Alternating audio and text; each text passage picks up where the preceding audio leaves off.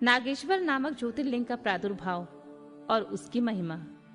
सूत जी कहते हैं, ब्राह्मणों, अब मैं परमात्मा शिव के नागेश नामक परम उत्तम ज्योतिर्लिंग के आविर्भाव का प्रसंग सुनाऊंगा। दारुका नाम से प्रसिद्ध कोई राक्षसी थी जो पार्वती के वरदान से सदा घमंड में भरी रहती थी। अत्यंत बलवान राक्षस दारुक उसका पति था। उसने बहुत से राक्षसों को साथ लेकर वहां सत्पुरुषों का संहार मचा रखा था। वह लोगों के यज्ञ और धर्म का नाश करता फिरता था।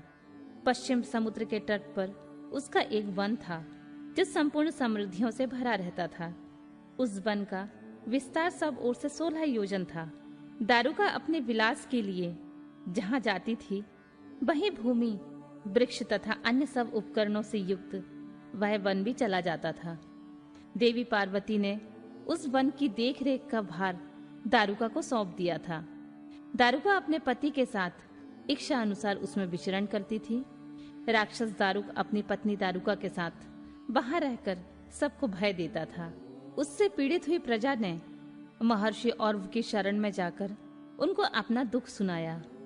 औरव ने शरणागत की रक्षा के लिए राक्षस को यह शाप दे दिया कि ये राक्षस यदि पृथ्वी पर प्राणियों की हिंसा या यज्ञों का विध्वंस करेंगे तो उसी समय अपने प्राणों से हाथ धो बैठेंगे।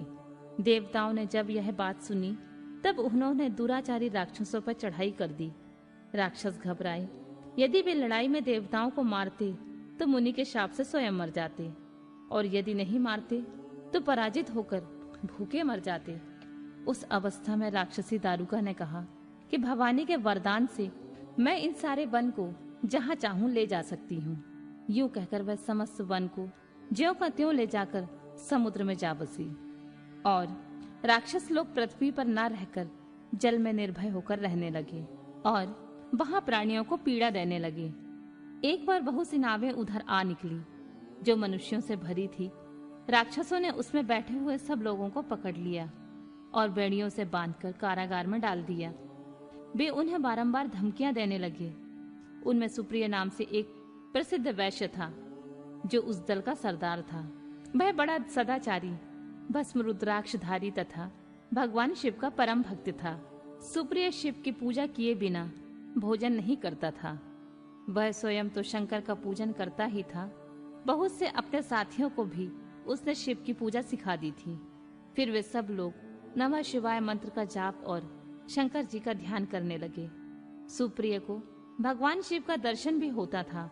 दारुक राक्षस को जब इस बात का पता लगा तब उसने आकर सुप्रिय को धमकाया। उसके साथ ही राक्षस सुप्रिय को मारने दौड़े। उस राक्षसों को आया देख सुप्रिय के नेत्र भय से कातर हो गए और बड़े प्रेम से शिव का चिंतन और उनके नामों का जप करने लगा। वैश्यपति ने कहा, देवेश्वर शंकर, मेरी रक्षा कीजिए। कल्याणकारी त्रिलोकीनाथ, दुष्ट हंता भक्त वत्सल शिव, हमें इस दुष्ट से बचाइए। देव, आप ही मेरे सर्वस्व हैं। प्रभु, मैं आपका हूँ, आपके अधीन हूँ और आप ही सदा मेरे जीवन एवं प्राण हैं। सूत जी कहते हैं, सुप्रिय की इस प्रकार प्रार्थना करने पर भगवान शंकर एक विवर से निकल पड़े। उनके साथ ही 4 दरवाजों का एक उत्तम मंदिर प्रकट हो गया। उसके मध्य भाग में अद्भुत ज्योतिर्मय शिवलिंग प्रकाशित हो रहा था। उसके साथ शिव परिवार के सब लोग विद्यमान थे। सुप्रिय ने उनका दर्शन और पूजन किया। पूजित होने पर भगवान शंभु ने प्रसन्न हो स्वयं पाशुपतास्त्र लेकर प्रधान राक्षसों, उनके सारे उपकरणों और सेवकों को भी तत्काल ही नष्ट कर दिया और उन दुष्ट हंता शंकर ने अपने भक्त सुप्रिय की रक्षा की। तत्पश्चात अद्भुत लीला करने वाले और लीला से ही शरीर धारण करने वाले शंभु ने उस वन को यह वर दिया कि आज से वन में सदा ब्राह्मण, क्षत्रिय, वैश्य और शूद्र, इन चारों वर्णों के धर्मों का पालन हो। यहाँ श्रेष्ठ मुनि निवास करें और तमोगुणी राक्षस इसमें कभी न रहें। शिव धर्म के उपदेशक, प्रचारक और प्रवर्तक लोग इसमें निवास करें। सूत जी कहते हैं, इसी समय राक्षसी दारुका ने दीन चित्त से देवी पार्वती की स्तुति की। देवी पार्वती प्रसन्न हो गईं और बोली, बताओ तेरा क्या कार्य करूं? उसने कहा, मेरे वंश की रक्षा कीजिए। देवी बोली, मैं सच कहती हूँ, तेरे कुल की रक्षा करूंगी। ऐसा कहकर देवी भगवान शिव से बोली, नाथ, आपकी यह बात युग के अंत में सच्ची होगी, जब तक तामसी सृष्टि भी रहे, ऐसा मेरा विचार है। मैं भी आपकी हूँ और आप ही के आश्रम में रहती हूँ, अतः मेरी बात को भी प्रमाणित सत्य कीजिए। यह राक्षसी दारुका देवी है, मेरी ही शक्ति है और राक्षसियों में बलिष्ठ है, अतः यही राक्षसों का राज्य का शासन करे।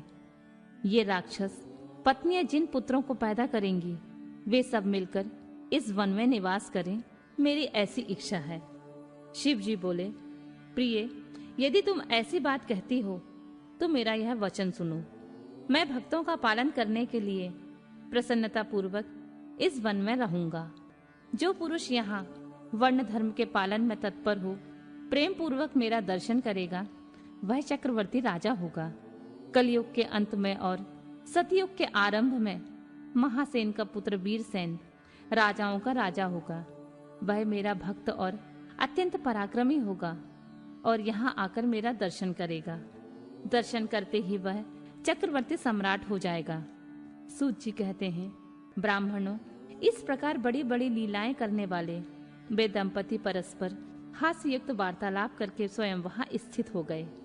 ज्योतिर्लिंग स्वरूप महादेव जी वहां नागेश्वर कहलाए और शिवा देवी नागेश्वरी के नाम से विख्यात हुई। वे दोनों ही सत्पुरुषों को प्रिय हैं। इस प्रकार ज्योतियों के स्वामी नागेश्वर नामक महादेव जी ज्योतिर्लिंग के रूप में प्रकट हुए। वे तीनों लोकों की संपूर्ण कामनाओं को सदा पूर्ण करने वाले हैं। जो प्रतिदिन आदर पूर्वक नागेश्वर के प्रादुर्भाव का यह प्रसंग सुनता है, वह बुद्धिमान मानव महापातकों का नाश करने वाले संपूर्ण मनोरथों को प्राप्त कर लेता है।